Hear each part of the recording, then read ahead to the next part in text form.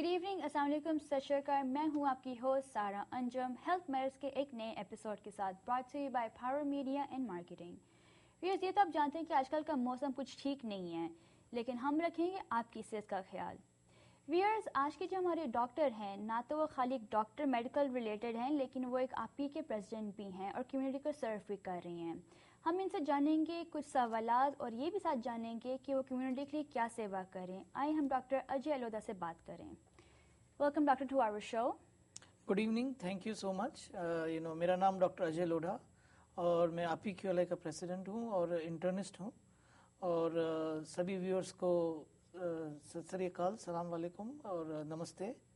हाँ जी, तो बहुत बढ़िया है कि हम आज व्यूअर्स को कुछ डिस्कशन कर सकते हैं जो कॉमन डिजीज़ हैं उनके बारे में। जी डॉक्टर साहब, मैं सबसे पहले ये जानना चाहूँगी कि अभी जो मौसम चल रहा है एलर्जीज़ के ऊपर, आप हमारे व्यूअर्स को क्या रेकमेंड करना चाहेंगे? जनरली क्या है कि अभी एलर्जी का सीज़न चल रहा है और ये बेसिकली एलर्जी होती है पोलन से। जो आप देखते हैं हवा में पोलन्स होते हैं और ये आप कहिए कुछ भी कहिए, ये न्यूयॉर्क की गिफ्ट है हम लोगों को कि बहुत से लोग इससे प्रभावित होते हैं इन पोलन्स एलर्जी से। और जनरली ये शुरू होती है करीबन मार्च के एंड में और अप्रैल के फर्स्ट वीक के अंदर। जी। तो मेरी व्यूअर्स को यही सलाह है कि जिन लोगों को एलर्जी होती है वो हमेशा एलर्जी सीज़न जब शुरू हो रही हो, मार्च के मिड वीक में या अप्रैल के फर्स्ट वीक में जब भी पोलन्स गिरते हैं, तो उसके पहले से ही वो 3-4 दिन पहले से इसका ट्रीटमेंट लेना शुरू कर दें।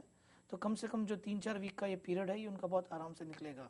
जी। जनरली इसके लिए एलर्जी शॉट आता है, हम इंजेक्शन देते हैं लोगों को और कुछ दवाएं भी होती है। अगर आप वो लो तो उससे आपको बहुत फ़ायदा होगा और आपका पूरा सीज़न बहुत अच्छी तरह निकलेगा। जी डॉक्टर लोधा, ये तो मेडिसिन के साथ है, फ्लूस के साथ है, लेकिन कोई रेमेडी है जो वो साथ में यूज़ कर सकते हैं? परमानेंट तो इसका कोई इलाज नहीं है और न इससे बचने का भी कोई इलाज है, क्योंकि हवा के अंदर है तो आप कब तक हवा से बचोगे। पर इसका एक ही इलाज है कि थोड़ा सा अगर अपन प्रिकॉशन लें और जब शुरू हो उसके पहले ही अगर ट्रीटमेंट शुरू करते हैं तो अपना ये जो 3-4 वीक का जो पीरियड है ये बहुत अच्छा आराम से निकल जाता है। जी डॉक्टर लोधा, मैं ये जानना चाहूँगी कि हाई ब्लड प्रेशर क्यों कॉज होता है? हाई ब्लड प्रेशर के इतने कारण हैं कि गिनना शुरू कर दें तो यहाँ से धरती से लेकर आसमान तक पहुँच जाएं। पर जो मेन कारण जो लोगों में है वो स्ट्रेस एक बहुत बड़ा कारण है। जी। इसके अलावा एज भी एक बड़ा फैक्टर होता है। फिर अगर अपन शुरू करें तो अपनी दिनचर्या के कारण जो अपन इतना स्ट्रेस लेते हैं, एक्सरसाइज नहीं करते हैं, जी। उसके कारण भी फ़र्क पड़ता है। खाने पीने का पूरा ध्यान नहीं रखते हैं और बहुत बार ये जेनेटिक भी होता है, फैमिलीज़ में रन भी करता है और भी बहुत सारे कारण हैं इसके।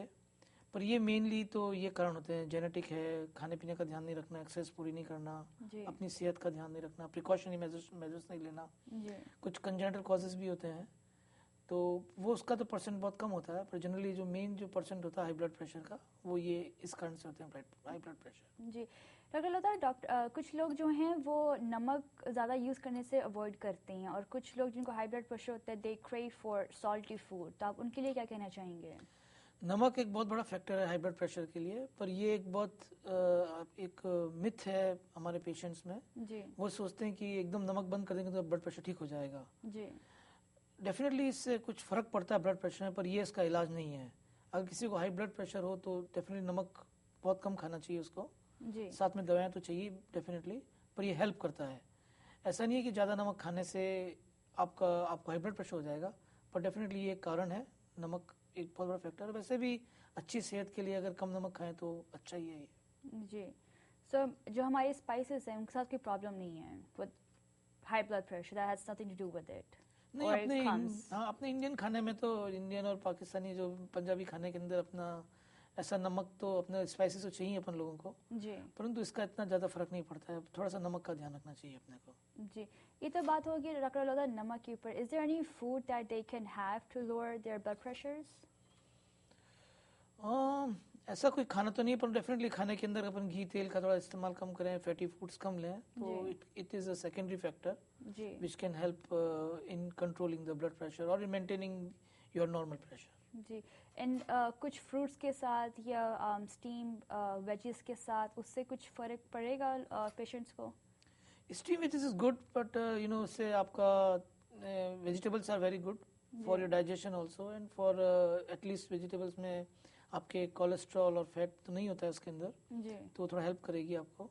But it's a good healthy food and if somebody can take it, it's very good really. जी. डॉक्टर साहब, नेक्स्ट क्वेश्चन मैं ये पूछना चाहूँगी कि जो हमारे पेशेंट्स हैं जिनको डायबिटीज़ है और वो मीठा खाना बहुत पसंद करते हैं, वैसे तो हर कोई मीठा खाना पसंद करता है, लेकिन डायबिटिक्स लोगों का कुछ देखा है कि वो कुछ ज़्यादा मीठा क्रेव करते हैं, तो ये कोई साइकोलॉजिकल वो है कि they just want sweet in their just system? वही बात है, आप अगर किसी चीज़ को किसी चीज़ के लिए मना करते हैं तो उसको हर एक को उस चीज़ की ज़्यादा इच्छा होती है. तो सेम चीज़ डायबिटीज़ में भी है जी कि उनको शुगर नहीं खानी चाहिए, शुगर उनके लिए जहर है. जी और कुछ लोगों की आदत होती है कि उनको फिर शुगर की क्रेविंग ज़्यादा हो जाती है. जी ठीक है, परंतु जैसा भी हो सके शुगर तो अवॉइड करनी पड़ेगी डायबिटीज़ में आपको, जी क्योंकि उनके लिए डायबिटीज़ के बहुत सारे कॉम्प्लिकेशंस होते हैं. और सबसे बड़ा कॉम्प्लिकेशन है आदमी इससे अंधा भी हो सकता है, जी आँख खराब हो जाती है, किडनीज खराब हो जाती है, हार्ट पे, ब्रेन पे. डायबिटीज़ ऐसी बीमारी है जो हर जगह अफेक्ट करती है. जी तो अगर किसी को डायबिटीज़ हो तो डेफिनेटली आपको अपना ब्लड शुगर अच्छा कंट्रोल में रखना चाहिए. जी और सबसे पहले dietary control is the most important thing जी इन डायबिटीज़, जिसमें शुगर बहुत बड़ा फैक्टर है. और जनरली हर चीज़ में शुगर है. जी फ्रूट्स में शुगर है, आपके आलू वगैरह जितने भी हैं जिसमें हाई कार्बोहाइड्रेट होता है, जी तो वो डाइट भी अवॉइड करनी चाहिए आपको. But there should be balance diet. जी वो अगर आप किसी डाइटिशियन से सलाह लें तो वो बता सकते हैं आपको, depending on your needs and everything and how bad your diabetes is. But definitely diet is a very big factor जी in the control of diabetes. जी. डॉक्टर साहब, अक्सर मैं ये देखे कि लोग चाय में या कॉफ़ी में चीनी अवॉइड करते हैं लेकिन साथ में मीठा खाते हैं, तो इस तरह बैलेंस हो जाता है कि इट्स जस्ट एक वो रीत बनी हुई है कि बस चाय और कॉफ़ी फीकी पी ले, साथ मीठा कुछ खा लें? So what would you like to say about that? ये हमने बहुत देखा है पार्टीज वगैरह में. जी. लोग अब चाय में तो स्प्लेंडर यूज कर लेते हैं जी और फिर उसी टाइम पे पूरी प्लेट भर की मिठाई खा लेते हैं. जी ये अगर किसी को डायबिटीज है तो डेफिनेटली दिस इज रॉन्ग. जी ये ऐसा नहीं है कि आपने उधर कम करके उधर ज़्यादा खा लिया तो आपको रिप्लेनिश कर दिया उसने, जी परंतु डेफिनेटली आपको शुगर तो अवॉइड करनी पड़ेगी. जी. और डॉक्टर साहब, सुनने में ये भी आया है कि जो स्प्लेंडा है chemicals and they are more harmful than the regular sugar. So लोग अक्सर ये डालते हैं जिनको डायबिटीज़ होती है, वो चाय में या कॉफ़ी में स्प्लेंडा डाल देते हैं एंड वो लगता है कि उनका वो they are satisfied, but it's actually sort of hurting them because they are chemicals. Right. So what would you like to say about that? It is a chemical, but it's not proven yet it's going to hurt somebody. But right now in the market, I'm not here to promote any of the additives, non-sugar material. जी But जो भी market में sugar materials हैं, Splenda हो गया, eat and low होता है, और जो अलग 3-4-5 तरह के जाते हैं प्रोडक्ट्स. जी अगर किसी को शुगर की ज़्यादा हो तो you can use any one of them. जी That can like at least satisfy your craving for the sugar and make your food tasty. जी. So doctor, what would you like to say about honey or brown sugar? Again, it is a misnomer. People think that honey is, by taking honey or brown sugar, but still it's a sugar. Yes. They are sugar. So, these are all sweet things. That's what it is. So if they replace honey or brown sugar, it's still the same thing. It's the same thing. That's what it is. जी. So doctor साहब, ये बताएं कि fat foods जो diabetes लोग जो खाते हैं, जैसे चिकना हो गया है या और मीठा हो गया है, तो वो उनके लिए कितना हार्मफुल हो सकता है? मैंने बताया जैसे कि डायबिटीज़ एक बहुत अच्छी बीमारी नहीं है. मैं खतरनाक तो नहीं बोल दूंगा, पर अच्छी बीमारी नहीं. बीमारी तो हर बीमारी खराब ही होती है. जी और डायबिटीज़ के जो सबसे बड़े हार्मफुल इफ़ेक्ट्स हैं वो इनके कॉम्प्लिकेशंस होते हैं. डायबिटीज़ से जो हो जाते हैं अगर आप शुगर को कंट्रोल नहीं रखते हैं तो. जी जैसे बताया था मैंने, आँख के अंदर, किडनी के अंदर, ब्रेन के अंदर, हार्ट के अंदर, आपके अंगुलियों में, लिम्स में. क्योंकि डायबिटीज़ की आदत होती है, जो डायबिटीज़ जो बीमारी होती है वो आपकी छोटी छोटी वेसल्स होती है बॉडी की, उसको अफेक्ट करती है. जी तो जहाँ भी छोटी छोटी वेसल्स होती है वहाँ पर डायबिटीज़ अफेक्ट करती है. ठीक है. बहुत से लोगों को अगर कोई पाँव में घाव हो जाता है तो उनको अल्सर हो जाता है, तो वो मुश्किल से ठीक होता है. गैंग्रीन हो जाता है लोगों को.